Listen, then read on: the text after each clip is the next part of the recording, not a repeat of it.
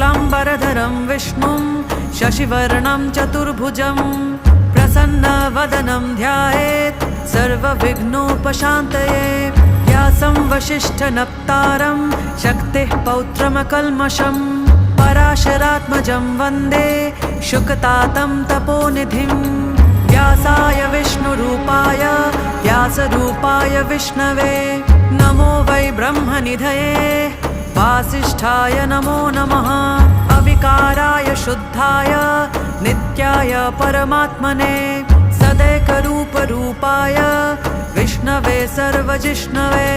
यस्य स्मरणमात्रेण जन्मसंसारबन्धनात् विमुच्यते नमस्तस्मै विष्णवे प्रभविष्णवे।